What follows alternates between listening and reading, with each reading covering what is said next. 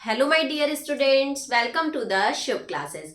आज हम स्टार्ट करने जा रहे हैं क्लास 10 की एनसीईआरटी बुक का चैप्टर 5 अर्थमेटिक प्रोग्रेशन। ठीक है, इसके हम इंट्रोडक्शन के बारे में डिस्कस करेंगे कि इस एपी में हमारे कौन कौन से टॉपिक्स डिस्कस हुए हैं। ठीक है, so let's start the introduction video of AP. Arithmetic progression is a sequence of numbers in order that the common difference of any two successive numbers is constant. सबसे पहले हम ये देखेंगे कि AP that means arithmetic progression ये होता क्या है। AP होता है हमारा कोई एक सीरीज, कोई एक सीक्वेंस। लाइक अगर हमारा लिखा हुआ है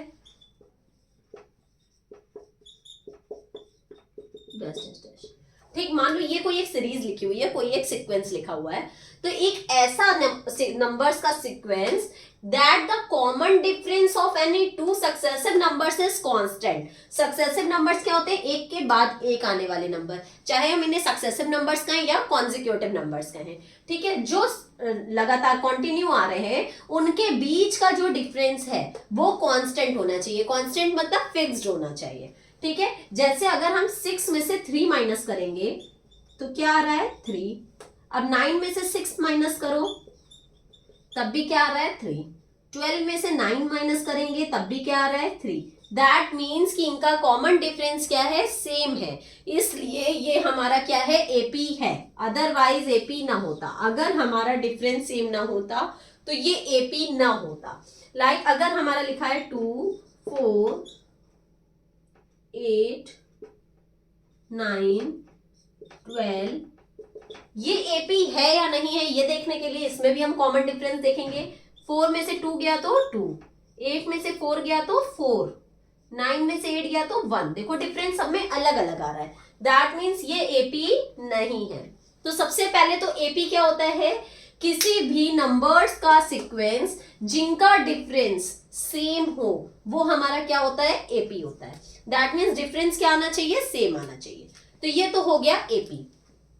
अब एपी में जो फर्स्ट नंबर होता है, फर्स्ट नंबर दैट इज 3, तो जो हमारा फर्स्ट नंबर होगा उसको किससे डिनोट करते हैं? ए से।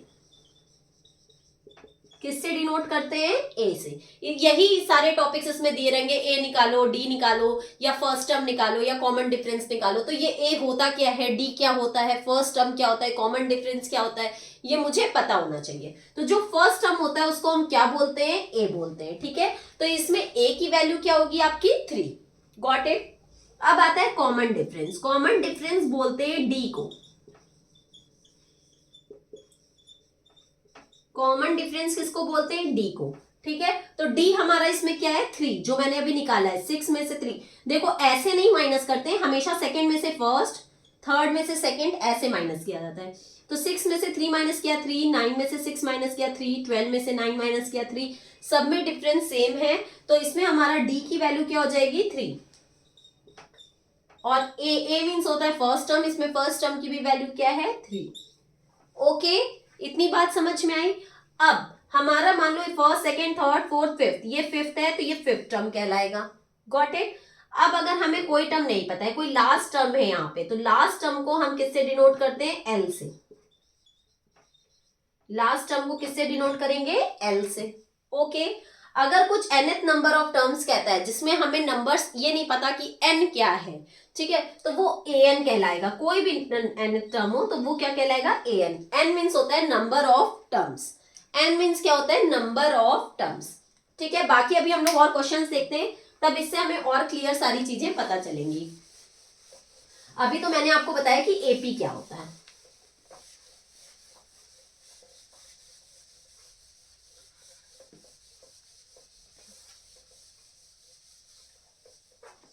देखिए, मान लीजिए हमारी एक सीरीज लिखी हुई है, एपी लिखी हुई है।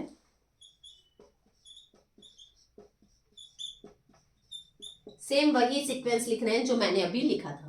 ठीक है, इसमें है। अब देखिए, अगर हमें कहता है कि देखो सबसे पहले अगर हमें कहता है फोर्थ टर्म बताओ, क्या बताओ? Fourth term.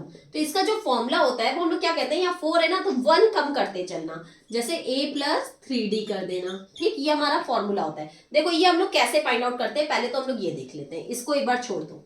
ये क्या है? a है।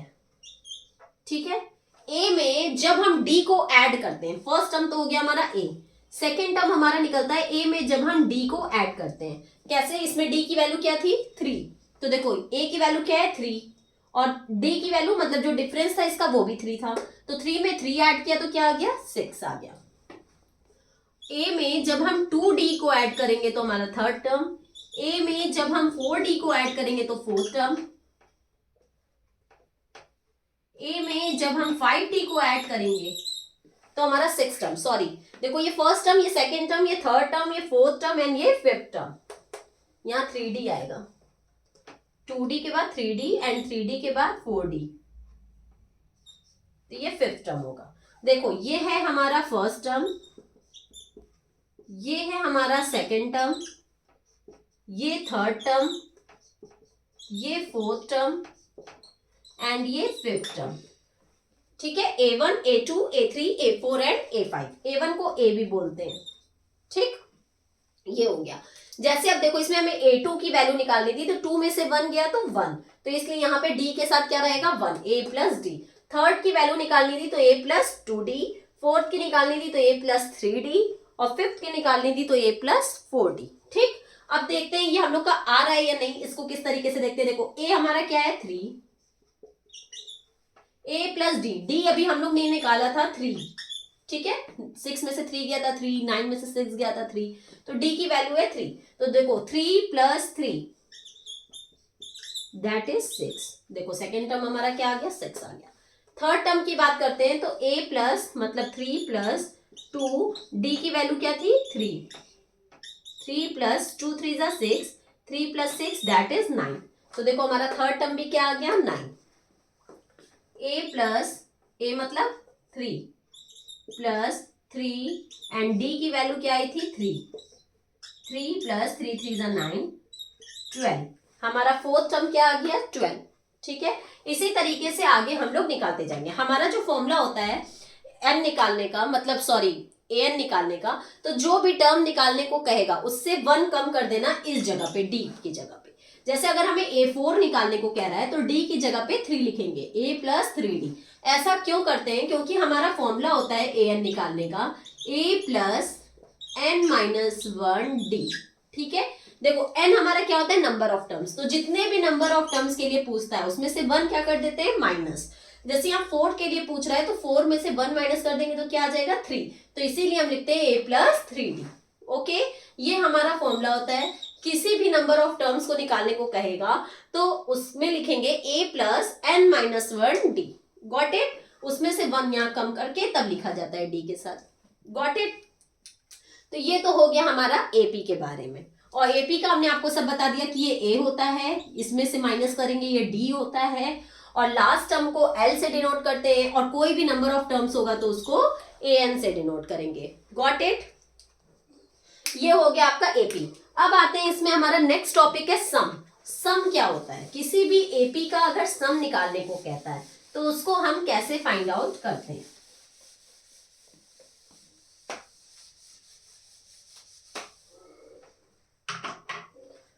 जैसे अगर यही सेम सीरीज हम लोग लेते हैं,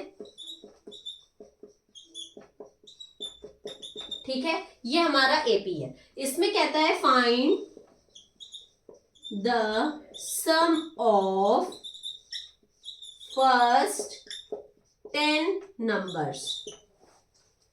ठीक है, जो ये AP है इसके स्टार्टिंग के फर्स्ट 10 नंबर्स का हमें क्या निकालना है? सम।